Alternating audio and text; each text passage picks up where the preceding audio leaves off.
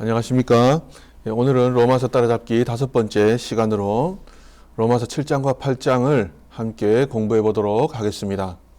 우리가 지난 시간부터 계속해서 살펴보고 있는 것이 로마서 전반부는 교리, 그리고 후반부는 실천편이라고 함께 공부를 했습니다. 그래서 1장에서 3장 20절까지는 죄에 대해서 모든 사람은 다 죄인이다. 3장 21절에서 5장까지는 칭의에 대해서 믿음으로 의롭다 하심을 받는 그러한 이신칭의 교리에 대해서, 6장에서 8장까지는 성화에 대해서, 9장에서 11장까지는 전도와 선교에 대해서 설명을 하고 있다고 함께 공부를 했습니다. 그래서 교리편을 보시면은 1장에서 3장 20절까지 모든 사람은 죄인이다. 3장 21절부터 5장까지 칭의에 대해서, 이신칭의에 대해서, 믿음으로 말미암아 얻는 구원, 그리고 6장부터 8장까지는 성화에 대해서, 구원받고 난 다음에 칭의를 받고 난 다음에 날마다 점점 더 거룩해져 가는 그러한 과정, 성화에 대해서 이제 8장까지 설명을 하고 있습니다. 오늘 7장, 8장도 성화에 해당하는 그러한 부분입니다. 먼저 7장 말씀을 함께 살펴보도록 하겠습니다. 7장은 전반부는 1절에서 13절까지는 율법의 기능과 한계에 대해서, 후반부 14절에서 25절까지는 죄에 대해서 내 안에 두 가지 법, 선을 행하고자 하는 그러한 마음과 악을 행하고자 하는 그러한 마음 두 가지가 악에 속한 마음, 선에 속한 마음, 선을 행하고자 하는 마음과 악을 행하고자 하는 마음, 두 가지 마음이 서로 싸우고 있기 때문에 번민하고 괴로워하는 바울의 모습을 설명하고 있는 후반부 부분, 이렇게 두 가지 부분으로 나눌 수가 있습니다. 자, 오라 나는 공고한 자로다 하는 말씀 잘 아시죠? 이 말씀을 중심으로 해서 죄에 대해서 괴로워하고 번민하는 바울을 소개하는 부분이 후반부입니다. 자, 그러면은 로마서 7장 전반부부터 한번 살펴보도록 하시겠습니다. 전반부는 율법의 기능과 한계에 대해서 설명을 하고 있습니다. 율법의 기능이 무엇입니까? 죄를 죄로 정해주는 그러한 기능. 우리나라에 여러 가지 법이 있습니다. 그 여러 가지 상법, 민법, 형법, 저는 잘 모르지만 그러한 복잡한 법들이 있는데 거기에서 법으로 규정해 놓지 않으면 우리 사회적으로는, 우리나라에서는 시민생활을 하는 과정에서는 죄가 되지 않는 것입니다. 내 양심에는 거리끼고 양심적으로는 죄가 될지라도 법적으로는, 우리 사회법적으로는 죄가 되지 않는 것입니다. 그래서 율법의 기능은 죄를 죄로 규정하고 정하는 그러한 기능이 있습니다. 그 다음에 두 번째로는 죄를 깨닫게 하는 그러한 기능이 있습니다. 엑스레이와 같이 지하실에 깜깜한, 지하의 창고에 깜깜합니다. 그런데 문을 열고 불을 켜면 먼지가 다 보이죠? 환하게 불을 켜면 먼지가 다 보입니다. 마찬가지로 율법이 우리 안에 있는, 우리 마음속에 있는 수많은 그러한 죄를 밝혀주는, 조명해주는, 비추어주는, 깨닫게 하는 그러한 기능이 있다는 것입니다. 엑스레이와 같습니다. 공항 검색대와 같이, 검색대의 엑스레이와 같이 모든 것을 다 밝혀주고 비추어주는 것입니다. 그 다음에 핑계하지 못하게 하는 기능. 하나님의 심판대 앞에서 저는 죄인이 아닙니다. 이렇게 사람들이 핑계하지 못하도록 법조문으로, 조문으로, 글로 이렇게 법을, 하나님의 법을 정해놓은 것입니다. 기록해놓은 것입니다. 이것이 율법의 기능입니다. 그런데 율법의 기능은 이까지이고 한계가 있습니다. 이 이상은 하지 못하는 것이 율법의 한계입니다. 자, 여기에 보시면은요, 그런즉 우리가 무슨 말을 하리요? 율법이 죄냐? 그럴 수 없느니라. 율법으로 말미암지 않고는 내가 죄를 알지 못하였으니. 율법이 아니고서는 죄를 알지 못했다는 것입니다. 알지 못한다는 것입니다. 곧 율법이 탐내지 말라 하지 아니하였더라면 내가 탐심을 알지 못하였으리라. 율법에서 탐심을, 남의 것을 탐내는 것을 탐심이라고, 죄라고 규정해 놓지 않았으면은 탐심이 죄라는 것을 알지 못했을 거라는 그러한 말입니다. 자, 그런데 율법의 기능은 이까지입니다. 죄를 깨닫게 하고 죄를 죄로 규정해 주고 핑계하지 못하게 하고, 이것이 율법의 기능입니다. 그런데 그까지입니다. 한계가 있다는 것입니다. 무엇입니까? 율법의 한계는 죄를 죄로 정하고 깨닫게는 해주지만 이까지밖에 못한다는 것입니다. 죄를 용서하거나 죄의 문제를 해결하지는 못한다는 것입니다. 죄의 문제를 해결하는 것은 무엇입니까? 오직 예수 그리스도의 보혈의 능력, 예수님의 생명을 주심으로, 십자가를 지심으로 죄를 사해 주시는 이 복음, 십자가의 사랑이 죄의 문제를 해결하고 죄를 용서해 준다는 것이죠. 율법은 단지 죄를 깨닫게 하고, 여기 보시면 그림과 같이 거울에 비추면 사람의 모습이 보여지듯이 율법은 죄를 보여주는 것입니다. 깨닫게 하는 것입니다. 비추어 주는 것입니다. 죄를 환하게 거울에 사람의 모습을 비추어 주듯이 율법은 죄를 비추어 주는 역할밖에는 하지 못한다는 것입니다. 죄를 용서하고 죄를 사해 주는 것은 그리스도의 보혈의 능력이라는 것입니다. 그리스도의 보혈만이 우리의 죄를, 과거의 죄, 미래의 죄, 현재의 죄를 다 사해 준다는 것입니다. 이것이 율법의 기능과 율법의 한계입니다. 죄를 깨닫게는 해주지만, 죄를 죄로 규정해 주기는 하지만 죄의 문제를 해결할 수는 없다는 것입니다. 자, 특히 율법은 죄인인 우리들에게는 죄를 충동질하기까지 한다는 것입니다. 그래서 오히려 율법이 우리가 더 많이 죄를 짓도록, 우리의 죄를 부추기는 것처럼 보이기까지 한다는 것입니다. 남의 것을 도둑질하지 말라, 탐내지 말라, 간음하지 말라. 율법을 보면은 우리는 죄인이기 때문에 오히려 그 율법을 보면 볼수록 더 그 죄를 더 짓고 싶어진다는 것이죠. 자, 어머니가 바나나가 있습니다. 제가 이 바나나를 하나 가져왔는데요. 어머니가 시장에 가시면서 냉장고 안에 있는 바나나를 절대 먹으면 안 돼! 이렇게 이야기를 했습니다. 그걸 몰랐으면 상관이 없는데, 어머니가 그 말씀을 하시고 난 다음에 이 아이가 더 마음속에 냉장고 안에 있는 바나나를 더 먹고 싶어진다는 것입니다. 그래서 냉장고 문을 한번 열어봅니다. 아, 엄마가 냉장고 안에 있는 바나나를 먹지 말라고 했지? 이 말씀이 기억나서 냉장고 문을 다시 닫습니다. 그런데 또 그 말씀이 생각이 나서 더 먹고 싶어지는 것입니다. 또 문을 열고 닫았다가 나중에는 바나나를 먹게 되어지는 것입니다. 죄를 부추기게 하는 것처럼 보이는 이 율법에 이 죄를 오히려 더 짓게 만드는 것처럼 보이는 그러한 부분이 있다는 것이죠. 우리가 죄인이기 때문에 우리 안에 있는 죄성으로 말미암아 율법이 오히려 우리의 죄성을 더 충동질한다는 것입니다. 자, 8절 말씀 보시면은요. 그러나 죄가 기회를 타서 계명으로 말미암아, 율법으로 말미암아 내 속에서 온갖 탐심을 이루었나니, 탐심을 더 부추긴다는 것입니다. 자, 9절 뒷부분도 보시면은 계명이 이르매 죄는 살아나고, 율법을 보니까 내 안에 있는 죄성이 더 살아나게 되었다는 것입니다. 11절 말씀도 보시면은 죄가 기회를 타서 계명으로 율법으로 말미암아 나를 속이고 그것으로 나를 죽였는지라. 죄가 율법으로 말미암아 기회를 타서 내 안에 더 들어와서 더 죄를 짓게 충동질한다는 것입니다. 자, 그러면은 율법이 죄를 충동질하니까 율법이 나쁜 것입니까? 율법이 나쁜 것입니까? 그렇지 않습니다. 율법 자체는 지극히 선하고 거룩한 것입니다. 율법은 하나님의 거룩하신 하나님의 그의 뜻과 그분의 거룩하심을 나타내신 것이 바로 율법입니다. 율법 자체는 지극히 거룩하고 지극히 선한 것입니다.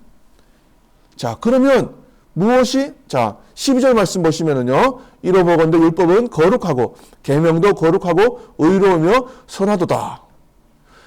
율법은 거룩하고 의롭고 선하다 말씀하고 있습니다.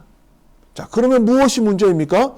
우리 안에 있는 죄성이 문제이지, 율법 자체는 선하고 지극히 거룩하고 의롭다고 말씀을 하고 있습니다. 율법 자체가 나쁜 것이 아니라 우리 안에 있는 죄성이 나쁜 것이다. 이러한 말씀입니다. 자, 그래서 7장 전반부는 이렇게 율법의 기능과 한계에 대해서 말씀해 주고 있습니다. 특별히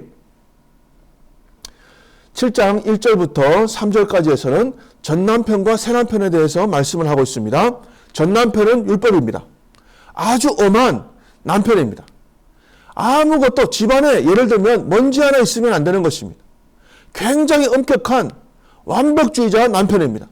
같이 사는 부인이 얼마나 피곤하고 힘들겠습니까? 율법이 우리에게 우리의 삶을 자유를 얽매고 우리의 생활을 짓는 그러한 역할만을 하는 것이 이것도 죄고 이것도 죄야 저것도 죄야 이 죄를 지으면 안 돼 이렇게 정죄만 하고 제시하고 훈계만 하는 것이 율법입니다. 전남편의 비유를 하고 있습니다. 그런데 복음은 새남편입니다. 예수 그리스도의 십자가로 말미암아 우리는 율법에서 해방된 자들이라는 것입니다. 새남편 예수 그리스도 복음을 믿게 되었습니다. 새남편은 누구입니까? 오직 사랑으로 모든 부인의 실수와 허물까지도 다 덮어주는 것이 바로 십자가의 사랑, 새남편 복음이라는 것입니다. 하나님의 사랑의 복음이라는 것입니다. 자, 그래서 7장 1절에서 3절까지 보시면은요, 새남편 또 전남편에 대해서 말씀을 하고 있습니다. 전남편은 율법의 얽매인 삶, 새남편은 복음, 십자가의 사랑. 예, 복음에 대해서 말씀을 하는 것이죠. 자, 형제들아 내가 법 아는 자들에게 말하노니 너희는 그 법이 사람이 살 동안만 그를 주관하는 줄 알지 못하느냐. 남편 있는 여인이 그 남편 생전에는 법으로 그에게 매인바 되나 만일 그 남편이 죽으면 율법에서 우리는 해방되었다는 것입니다. 율법은 우리에게서 더 이상 역사하지 못한다는 것입니다. 자, 죽으면 남편의 법에서 벗어나느니라. 그러므로 만일 그 남편 생전에 다른 남자에게 가면 없느라. 그러나 만일 남편이 죽으면 그 법에서 자유롭게 되나니 예수 그리스도께서 나의 모든 죄를 피 흘려 사하심으로 말미암아 사망과 율법에서 우리는 자유하게 되었다는 것입니다. 자, 전 남편이 죽었다는 것이죠. 이제 새 남편인 그리스도 예수 복음으로 말미암아 우리는 그리스도의 십자가의 사랑 가운데 사랑이 우리 안에 역사하게 되었다는 것이죠. 죄와 사망의 법에서 너를 해방하였습니다. 율법의 얽매임에서 우리는 해방되어진 그러한 자들이라는 것입니다. 자, 이렇게 해서 7장 전반부는 무엇입니까? 율법의 기능과 한계. 율법은 우리의 삶을 얽매고 자유를 앗아가는 것입니다. 정죄해야 합니다. 죄를 깨닫게 하는 그까지만 할 수 있다는 것입니다. 죄의 문제를 해결할 수는 없다는 것입니다. 이것이 율법의 기능과 한계입니다. 자, 그리고 7장 후반부입니다. 여러분들이 잘 아시는 그러한 부분이죠. 오호라 나는 곤고한 사람이로다. 이 사망의 법에서 누가 나를 건져내랴. 율법 앞에서 괴로워하는 바울의 모습을 묘사하고 있습니다. 율법 앞에 서면 우리 모두 다 이렇게 죄 때문에 괴로워하고 번민할 수밖에 없다는 것이죠. 바울도 마찬가지입니다. 율법이 더 이상 우리의 삶 가운데 죄와 사망의 법이 우리의 삶 가운데 더 이상 역사하지 못함에도 불구하고 율법으로 다시 돌아가서 괴로워하고 번민하는 바울의 모습을 볼 수 있습니다. 바울은 자신 안에 선을 행하고자 하는 마음과 악을 행하고자 하는 마음이 함께 있는 것 때문에 번민하고 고민했습니다. 악한 마음이 있고 예수님을 믿고 구원을 받았지만 악에 속한 마음이 있고 하나님의 뜻을 행하고자 하는 선에 속한 마음이 동시에 있었다는 것입니다. 우리가 마찬가지입니다. 이것이 예수님을 믿고 난 다음에 5장까지 행복하죠. 너무 좋습니다. 믿음으로 말미암아 십자가의 의로 모든 죄를 그리스도의 보혈의 능력으로 다 사함받고 난 다음에 5장까지는 너무 좋습니다. 너무 행복합니다. 믿음으로 구원받았으니까. 근데 6장, 7장, 8장에 가면 괴롭죠. 왜냐하면 내 힘으로 성화를 이루려니까 성화가 잘 이루어지지 않는 것입니다. 내 힘으로 성화가 이루어질까요? 이루어지지 않습니다. 율법 앞에 율법으로 다시 돌아가면 구원받고 난 다음에 너무나도 힘들고 괴로운 것입니다. 그러한 모습을 묘사하고 있는 것입니다.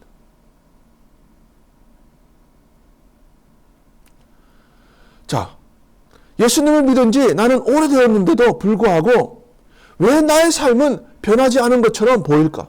성화가 되지 않는 것처럼 보이는 것입니다. 이러한 문제를 고민하고 번민했던 저도 그러한 적이 많이 있습니다. 죄로 말미암아 또 넘어지고 또 넘어지는 것입니다. 너무 괴롭습니다. 예수님을 믿는다고 하는 사람이 이렇게 죄 때문에 또 넘어지는 것입니다. 바울도 동일한 그러한 고민과 성화에 대한 번민, 성화에 대한 부담감이 있었다는 것입니다. 많은 그리스도인들이 세상에 나가서 사회생활을 하시면서 특별히 남자분들 더 그러합니다. 죄 때문에 넘어지는 모습 때문에 괴로워하고 번민하는 그러한 모습들을 많이 볼 수가 있습니다. 오호라, 나는 곤고한 사람이로다. 이 사망의 몸에서 누가 나를 건져내랴. 이러한 고민이 모든 그리스도인들에게, 바울도 그러한 고민을 했으니까요, 다 있다는 것입니다. 너무나 괴로워하고 죄 때문에 넘어지고 쓰러지는 나 자신의 모습 때문에 힘들어하는 모든 그리스도인들의 성화에 대한 부담감이 다 있다는 것이죠. 그래서 오호라, 나는 곤고한 사람이로다. 이 사망의 몸에서 누가 나를 건져내랴.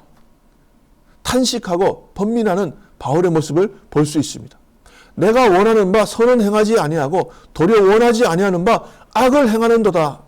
그러므로 내가 한 법을 깨달았노니 곧 선을 행하기 원하는 나에게 악이 함께 존재한다는 것입니다. 얼마나 힘들고 괴롭겠습니까? 그런데 바울이 다시 율법만을 바라보는 것이 아니라 아차! 다시 한 가지 진리를 깨닫게 되어지는 것입니다. 그리스도의 십자가를 다시 바라보는 것입니다. 우리도 마찬가지입니다. 죄로 말미암아 넘어지고 쓰러졌을 때 율법 앞에선 나 자신의 모습만을 바라보는 것이 아니라 십자가로 다시금 달려가야 한다는 것입니다. 그리스도의 보혈의 능력을 다시금 바라보아야 한다는 것입니다. 나는 십자가의 보혈의 능력으로 말미암아 율법의 정죄에서 해방받았어. 율법을 바라보는 것이 아니라 이제 나의 모든 죄를 사해 주신 그리스도의 보혈의 능력을 다시금 바라보아야 한다는 것입니다. 다시금 십자가를 붙들고 일어서야 한다는 것입니다. 골고다 언덕 위에서 나를 위해서 피 흘려 주신 그리스도의 십자가를 다시금 바라보아야지 나 자신의 나약한 모습과 율법으로 다시 돌아가서는 안 된다는 것입니다. 우리 주 예수 그리스도로 말미암아 하나님께 감사하리로다. 골고다 언덕 위에 세워진 그 그리스도의 십자가의 보혈의 능력을 다시금 의지해야 한다는 것입니다. 주의 보혈 능력이 있도다. 우리는 날마다 쓰러지고 넘어집니다. 그러나 쓰러지고 넘어지는 데서 그쳐서는 안 될 것이라는 말씀입니다. 다시 십자가를 붙들고 일어나야 한다는 것입니다. 이 땅을 살아가는 동안 우리는 구원받은 의인이지만 우리의 구원은 예수님이 다시 오실 때에 저 천국에서 완성이 되어지는 것입니다. 영화롭게 완전히 죄를 짓지 않는 그러한 자로 영화롭게 되어집니다. 이 땅을 살아가는 동안에는 구원받았지만 하나님의 자녀이지만 넘어지고 쓰러집니다. 의인인 동시에 죄인으로 살아갑니다. 그러기에 날마다 넘어지지만 그러나 그리스도의 십자가를 바라보고 다시금 일어서고 다시금 힘을 얻어 일어서야 하는 것이 보혈의 능력으로 다시금 일어서야 한다는 것입니다. 자, 8장으로 넘어가도록 하겠습니다. 8장에서 이 이야기가 계속해서 이어집니다. 자, 8장은요, 전반부는 성령으로 사는 삶. 그러면 내 힘으로 성화는 불가능합니다. 어떻게 성화가 가능하겠습니까? 성령으로. 나는 성령으로 충만해지기만 하면 되는 것입니다. 주여 성령으로 충만케 하옵소서. 말씀과 기도로 성화의 수단, 성령 충만의 수단은 말씀과 기도입니다.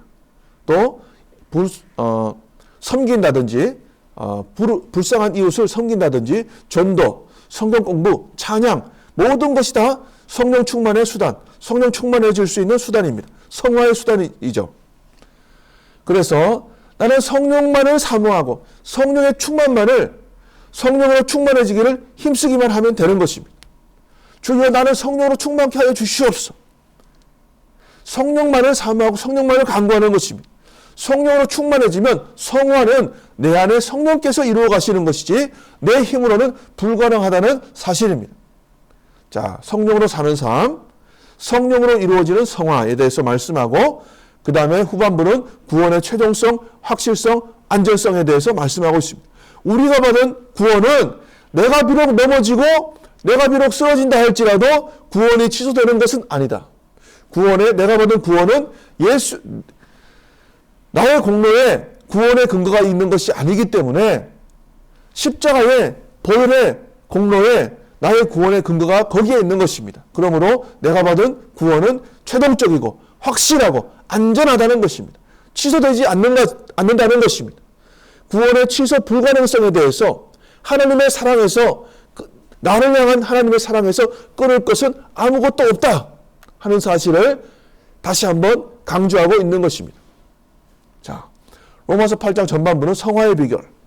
내 힘으로는 성화가 불가능하다는 것입니다. 또한 예수님을 믿고 난 다음에 성화가 하나도 이루어지지 않는 것 같은 생각 때문에, 느낌 때문에 괴로워할 때가 많이 있습니다. 실망하지 마시기 바랍니다. 너희 안에 착한 일을 시작하신 이가 그리스도 예수의 날까지 이루실 줄을 내가 확신하노라.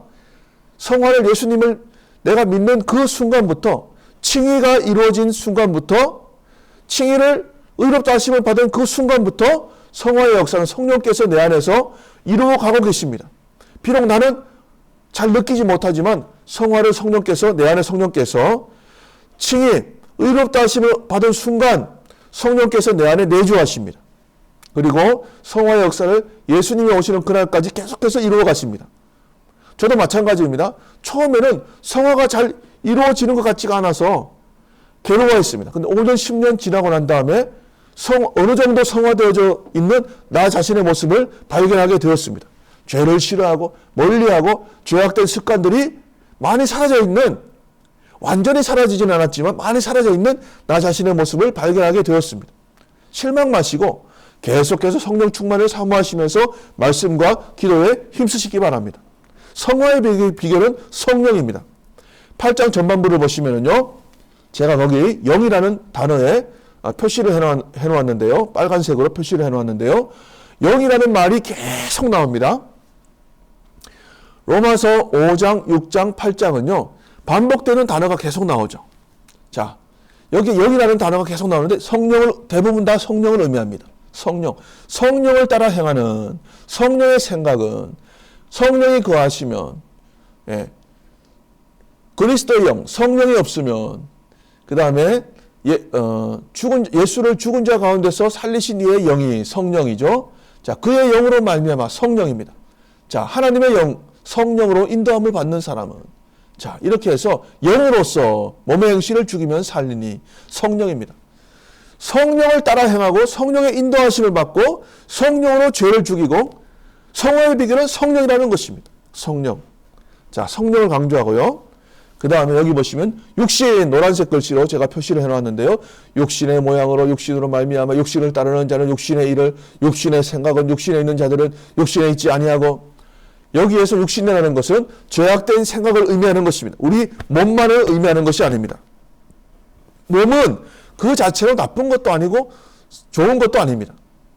여기에서 말하는 육신은 육신적인 생각, 죄악된 생각을 의미하는 것입니다. 우리 안에 있는 죄를 의미하는 것이죠.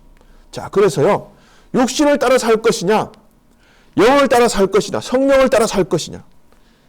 성령을 따라 살아야죠. 이것이 바로 성화의 길입니다.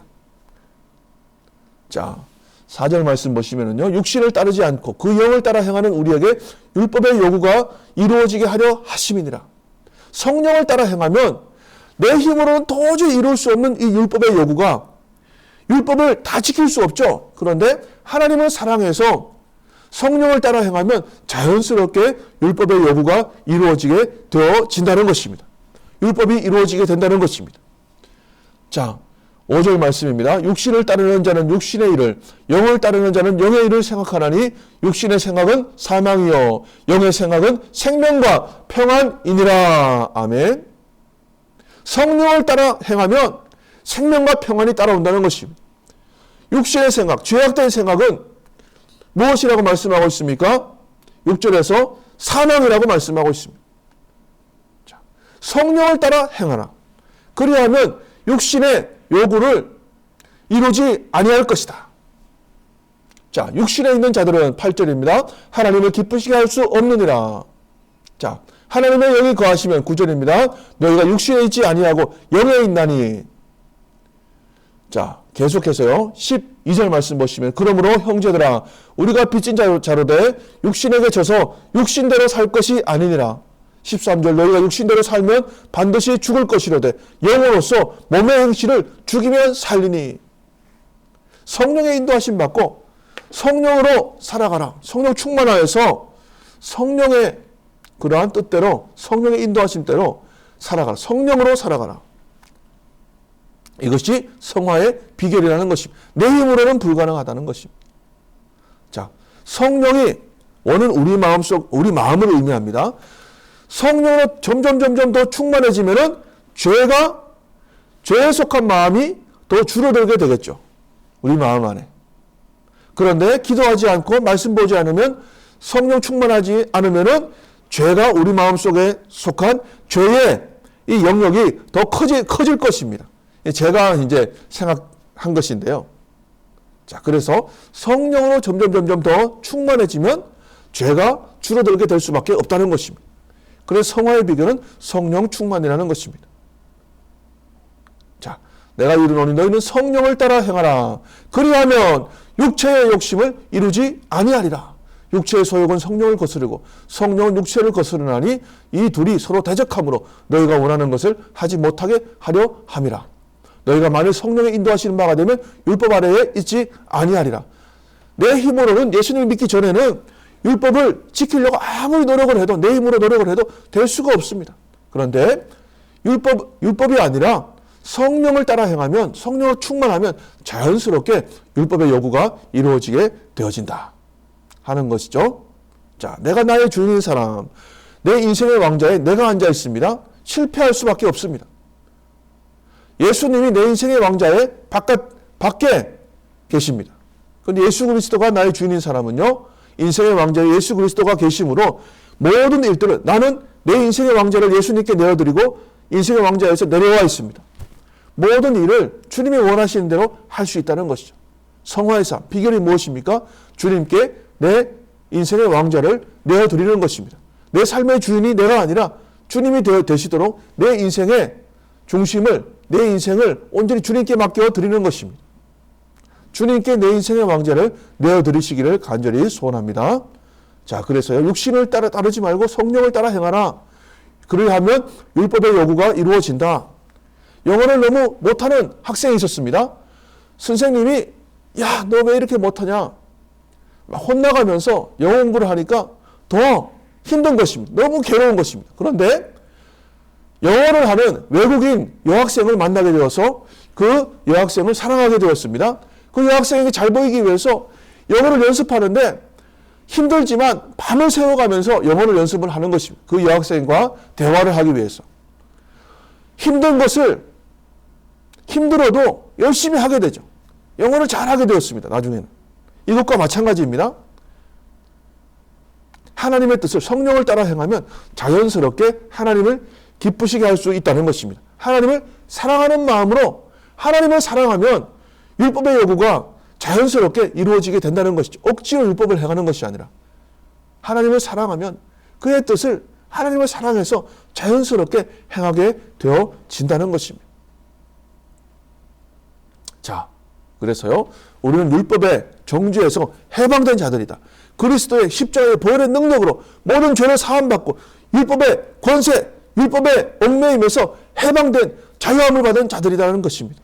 그러므로 이제 그리스도 예수 안에 있는 자에게는 결코 정죄함이 없나니 그리스도 예수 안에 있는 생명의 성령의 법이, 생명의 성령의 원리가 죄와 사망의 원리에서, 법에서 너를 해방하였습니다.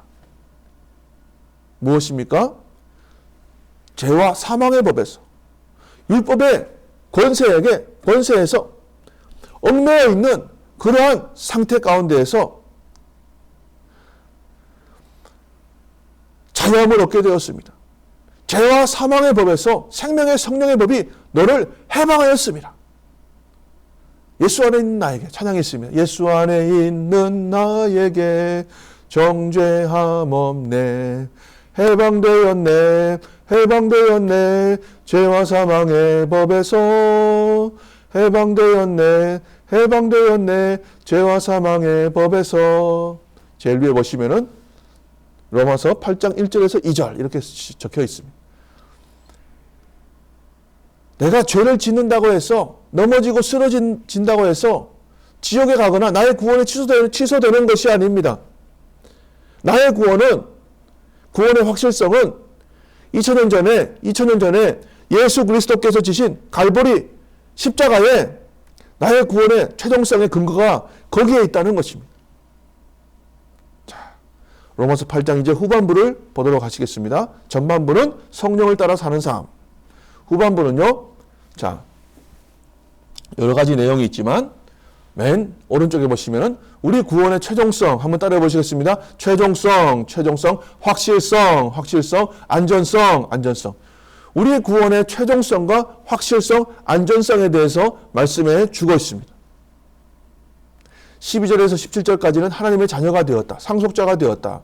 18절에서 24절까지는 영화로워질 천국에서 예수님이 오시는 그날 완전한 영화에 이르게 될 그날을 소망하는 그 소망에 대해서 말씀하고 있고 26절에서 27절은 우리를 도우시는 성령, 우리의 기도를 도우시는 성령, 말할 수 없는 탄식으로 우리의 기도를 도우시는 성령에 대해서 그 다음에 28절에서 30절까지는 하나님이 구원하신 자는 모든 것이 그의 삶 가운데서 합력하여서 선을 이룬다. 31절에서 39절까지는 아무도 끊을 수 없는 나를 향하신 하나님의 사랑에 대해서 설명하고 있는데 결론은 무엇입니까? 우리 구원의 최종성, 확실성, 나의 구원의 안전성, 구원의 최후의 안전 보장에 대해서 말씀하고 있는 것입니다. 예수 그리스도의 십자가로 말미암아 이루신 것이기 때문에 예수님이 나의 구원을 이루신 것입니다. 그러므로 나의 구원은 아무도 끊을 수 없고 취소가 되어지는 것이 아니라는 것입니다. 내 안에 들어오신 성령께서 다시 나가시는 일이 있겠습니까? 내 모든 예수님을 믿을 때에 갈보리 십자가의 그 피의 권세로 말미암아 내 모든 과거의 죄, 현재의 죄, 미래의 죄가 다 사함받았는데 그 죄를 다시금 기억하시겠습니까? 말이 되지 않는 것입니다. 자, 특별히 성도의 견인과 영화에 대해서 말씀하고 있는 것입니다. 견인은 견디고 끝까지 인내하게 하시는 은혜입니다. 끝까지 견디고 인내하게 하십니다. 영화는 최종적인 구원의 완성이죠. 영화롭게 되어지는 것입니다. 천국에서 예수님 오시는 그날에 반드시 택한 백성은 견디고 인내하게 하시고 견인하게 하시고 영화의 그 순간에까지 반드시 인도하신다는 것입니다. 자, 그러면 그 보증이 무엇입니까? 네가 구원받은 보증이 무엇이냐? 성령이십니다. 내가 받은 성령이 바로 보증, 도장입니다. 너는 구원받았다 하는 도장입니다. 확실한 증거라는 것입니다. 보증이라는 것입니다. 보장이라는 것입니다. 자, 14절에서 17절까지 보시면은요, 우리를 하나님의 아들, 양자형을 받아서 하나님을 아빠, 아버지라 부르는 하나님의 자녀, 상속자가 되었다는 것입니다. 상속자이기 때문에 유산을 물려받습니다. 아버지 유산을 다 물려받습니다. 천국을 기업으로 받은 이미 예수님을 믿는 순간에 이미 천국을 기업으로 받았다고 말씀을 하고 있습니다. 천국을 기업으로 받은 자들인 줄로 믿으시기를 간절히 소원합니다. 그 다음에 18절에서 25절까지는 영화에 대해서 말씀합니다. 현재의 고난은 장차 우리에게 나타날 영광과 비교할 수 없도다. 자, 우리의 소망에 대해서, 자, 우리가 바라는 소망 때문에 현재 예수님을 믿음으로 말미암아 당하는 모든 고난도 다 이겨내어야 한다는 것입니다. 영화에 대해서 말씀하고 있습니다. 자, 그 다음에 여기에 보시면은 5장까지가 무엇입니까? 칭의, 믿음으로 말미암아 의롭다함을 받음. 그 다음에 8장 우리가 중반부까지가 성화에 대해서 말씀을 했습니다. 그 다음에 8장 후반부에서는 무엇입니까? 영화에 대해서 최종적인 구원의 완성, 성화의 완성이 영화입니다. 완전히 영화롭게 되어져서 죄를 지을 수 없는 그러한 상태에 이르는 것. 칭의, 성화, 영화. 한번 따라해 보시겠습니다. 칭의, 칭의, 성화, 성화, 영화, 영화. Justification, Sanctification, Glorification. 자, 이것이 로마서의 주제입니다. 자, 영화에 대해서 8장 후반부에서 말씀하고 있는 것입니다. 견인과 영화, 최종적인 구원의 확실성, 안전성, 최종성에 대해서. 자, 기도를 도우시는 성령에 대해서 26절 7절에서 말할 수 없는 탄식으로 우리의 기도를 성령께서 도우신다. 자, 구원받은 백성에게는요. 그 다음에 28절에서는요. 모든 것이 합력하여, 성도의 삶에는 모든 것이 합력하여 선을 이룬다. 자, 그렇게 말씀하고 있습니다. 30절 맨 끝부분에도 보시면은 의롭다 하신 그를 또한 영화롭게 하셨느니라. 우리를 미리 정하시고 그 다음에 부르시고 의롭다 하시고 칭의죠. 그 다음에 의롭다 하신 그를 영화롭게 하신다. 칭의, 성화, 영화 반드시 견디고 인내하게 하시고 견인의 은혜를 주시고 영화에 이를 때까지 우리를 인도하신다. 자, 그리고 이 31절에서 39절 자 보시면은요. 누가 우리를 대적하리요? 33절 누가 능히 하나님께서 택하신 자들을 고발하리요? 34절 누가 정죄하리요? 35절 누가 우리를 그리스도의 사랑에서 끊으리요? 아무도 우리를 대적하거나 고발하거나 정죄하거나 그리스도의 사랑에서 끊을 것이 아무것도 없다. 누가 정죄하리요? 누가 고발하리요? 누가 대적하리요? 누가 끊으리요? 그리스도의 사랑에서 끊을 것이 아무것도 없기 때문에 우리의 구원은 최종적이면서 확실하고 안전하다는 것입니다. 제일 끝부분의 39절 하반절입니다. 우리 주 예수 그리스도 안에 있는 하나님의 사랑에서 끊을 수 없으리라. 환난이나 높음이나 기쁨이나 적신이나 천사들이나 권세자들이나 사망이나 생명이나 현재일이나 장래일이나 아무것도 우리의 구원을 취소하거나 우리를 향하신 하나님의 사랑에서 끊을 수 없다 말씀하고 있는 것입니다. 우리 구원의 최후의 안전 보장에 대해서 말씀을 했습니다. 이렇게 해서 7장, 8장, 7장 율법의 기능과 한계, 사도 바울의 성화에 대한 고민, 8장에서 성령을 따라 사는 삶, 그 다음에 후반부에서 우리의 구원의 최종성과 확실성에 대해서, 안전성에 대해서 함께 공부를 했습니다. 자, 이제 다음 주에는 9장, 10장, 전도와 선교에 대해서 이제 교리 부분 중에서 칭의와 성화에 대해서는 끝이 났습니다. 성화 부분을 끝내면서 사도 바울은 견인과 영화에 대해서 우리의 구원은 확실하고 나를 향하신 하나님의 사랑에서 끊을 것은 아무것도 없다. 내가 받은 구원은 최종적이다. 안전하다. 확실하다. 하는 것을 강조했습니다. 전도와 선교에 대해서 다음 주에 공부하고 내 삶에 들어온 로마서 아주 귀한 책입니다. 121페이지에서 142페이지까지 읽어오시면 설명드린 내용들이 잘 쉽게 요약이 되어 있고 설명이 되어 있고 또 삶에 적용이 풍성하게 되어 있습니다. 자, 강의 자료는 카페에 들어가면 업로드 되어 있습니다. 한 주간 평안하십시오. 기도하겠습니다. 주님 은혜와 사랑을 감사합니다. 내가 받은 그 아버지 구원의 놀라운 구원의 확실성과 최종성과 안전성에 대해서 함께 말씀을 나누었습니다. 갈보리 언덕 위에서 십자가의 피 흘리심으로 말미암아 그 보혈의 능력으로 나의 모든 죄를 사하신 그 그리스도의 십자가만을 붙드는 귀한 한 주간의 삶이 다 되게 하여 주시옵소서. 주 예수 그리스도의 이름으로 기도하옵나이다. 아멘. 감사합니다. 한 주간도 평안하십시오.